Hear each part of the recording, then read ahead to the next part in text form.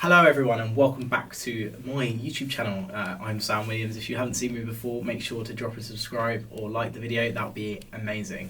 I'm here today to talk about a recent shoot that I did on the Barbican. Now this shoot was in black and white using Ilford HP5 PLUS on a medium format, which was really quite fun actually, and I really enjoyed it. And now it's the first time that I'd been to the Barbican, and it was a really valuable experience. I was able to see the brutalist architecture, which of course the Barbican is known for, and yeah, really enjoyed my time there, so that was great fun. Now for this shoot I had the incredible experience to get to use a Hasselblad for the first time. Now as most people know in the photography community, Hasselblad is like the top of the crop, the corner of the crop, up there with Leica, and for me, since a child, or as a childhood memory, I've always wanted to be able to use a Hasselblad. You always see their pictures of the camera online, or the pictures that it can take, the camera can take, and you want to take pictures with it. And I finally got the chance to use a Hasselblad, and it was perfect for this shoot. I was able to use a Hasselblad 501cm, and I loved every minute of it. The little build of it, the fact that it's really small, easy to handheld, take pictures of, and the images were really sharp that I got from it, so it was a really fun experience, and I loved using a Hasselblad for the first time. So I went on a pristine day and the lighting was amazing. All the buildings with the shadows, it was literally perfect. We got there at about 9 AM, 10 AM, so the lighting was just about hitting those buildings, and it worked really well with the black and white film that I had.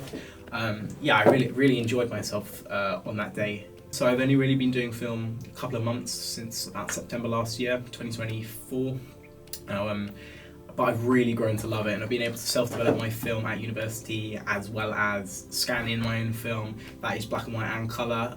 So I've really enjoyed that, and I'm loving film at the moment. I'm loving photographing film, and I can't wait to photograph film over the summer and have loads of images just to share with myself or share with other people, make into YouTube videos.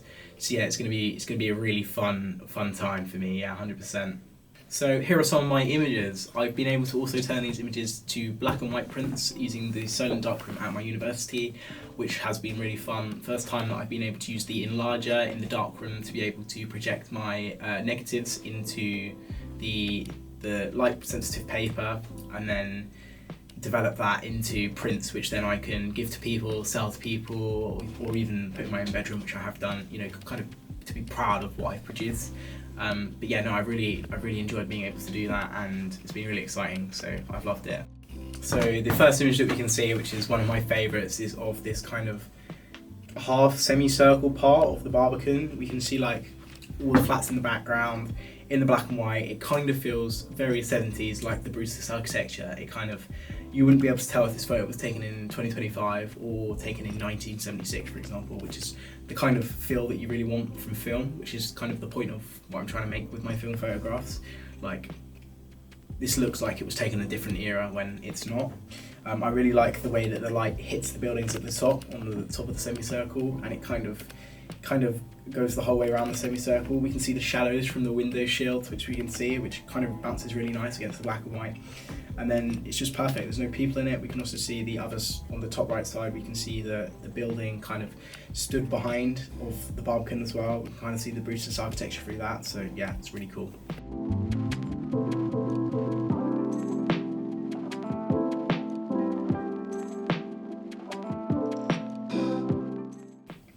Now this next image is also another one that I really love.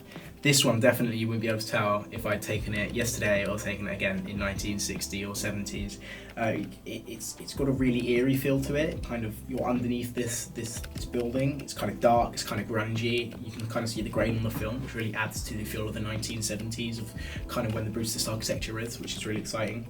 Also this image here, where you can see the Barbican Centre behind, as well as the flats on the left, the bench in the foreground. There's a lot of depth to this image, which I like. You can kind of picture it together, piece it together. There's no people in the image, so we kind of focus on the buildings itself and the black and white nature of it.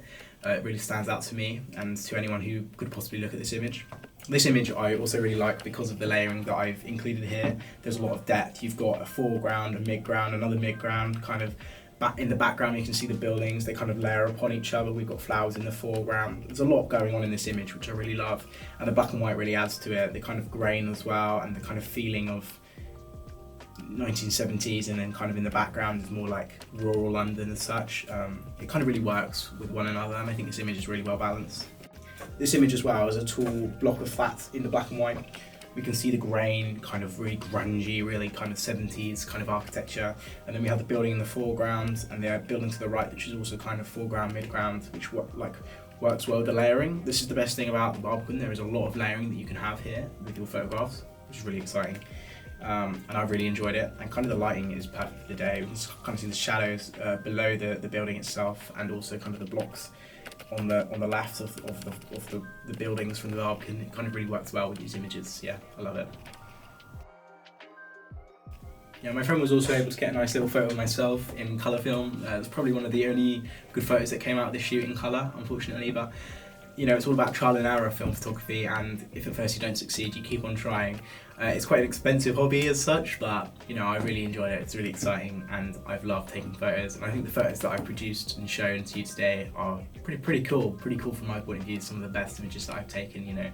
I've loved it, really, I have loved it. So yeah, it's been perfect experience for me. Anyway, that's all for today. I hope you have enjoyed this video. I've enjoyed taking photos and showing these photos off to you today from the Barbican in London. I would definitely recommend this place to anyone who's out there kind of looking at black and white film with architecture. Even portraiture there would look really cool with the backdrop, but I think it's perfect for anyone who kind of wants to get into that. The black and white was perfect. Maybe try colour again in the future. I might do that. Being able to use the Hasselblad on a 6x6 basis, so 6x6 negatives, was also different. Square film is cool. I've used a lot of 6x7 on my Mamiya RB67 before. So to be able to use kind of a different format, it's kind of the same, but it's square, it's different in the same sense. But no, it's been really enjoyable, and I've really enjoyed myself using this camera. I would love to own a Hasselblad in the future. So if anyone from Hasselblad who works for Hasselblad is working for Hasselblad is watching this, high likelihood that they're not, but please reach out to me. I would love to get my hands on a Hasselblad again. It was a brilliant experience. And I hope you've all enjoyed this video, of course. That is the main point. I hope you've enjoyed, and make sure to like, make sure to subscribe, make sure to comment on the next video you might want to see. I'm open for all suggestions. I will also leave a link to my Instagram where you can see some more high-res versions of the images that I'm working on at the moment on film, mostly on film, using my Instagram link down below. So make sure to like, subscribe and comment, and I will see you in the next one. Peace.